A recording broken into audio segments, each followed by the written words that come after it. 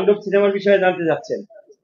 তাণ্ডব সিনেমার বিষয়ে একটা মামলা হয়, একটা মামলা হয়েছে মূলত তাণ্ডব সিনেমার যে প্রযোজক জনাব শাহরিয়ার কবির ভুইয়া অর্থাৎ শাহরিয়ার শাকিল, উনি বাদী হয়ে বনানী থানায় একটা মামলা করেন।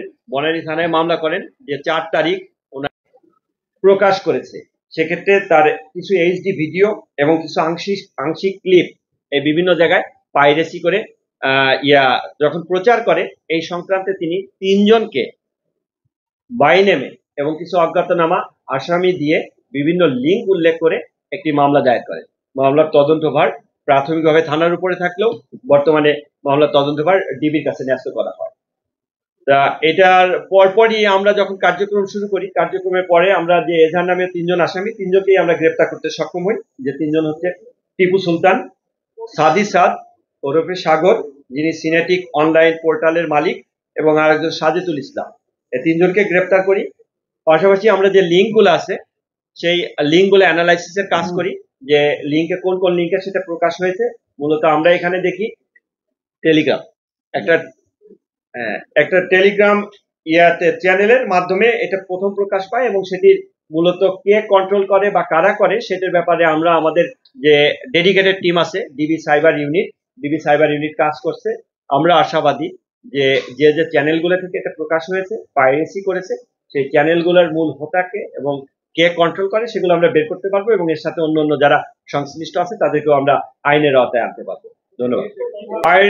পাইরেসিটা বললাম যে প্রথমে মূলত যেটা যে একটা টেলিগ্রাম চ্যানেলের মাধ্যমে সেটা পাওয়া যায়।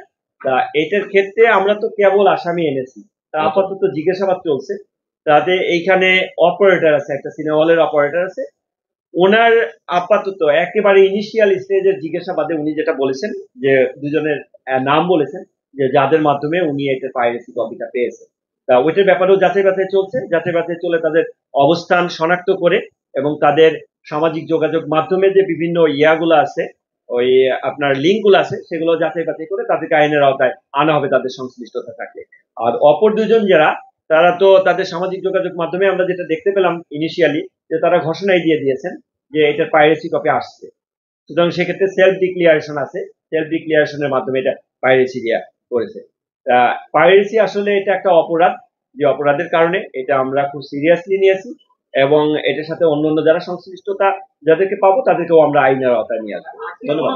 খুব ইনিশিয়াল স্টেজে কাজ চলছে আজকে। এটা আমরা বলবো, আমরা তদন্ত সাপেক্ষে আমরা পরে বলবো। ঠিক আছে, খুব ইনিশিয়াল স্টেজে কাজ চলছে। আমরা কেবল এই যে আজকে আসামিদের নিয়ে এসে হাজির হলাম, তো কালকে তাদেরকে আমরা পাঠানোর পরে আবার এনে যদি জিজ্ঞাসাবাদ করে আমরা মানে এক্সটেন্ডেড ফরম্যাটে আরো তথ্যগুলো আমরা পাই। থ্যাংক ইউ আপনাদের সবাইকে।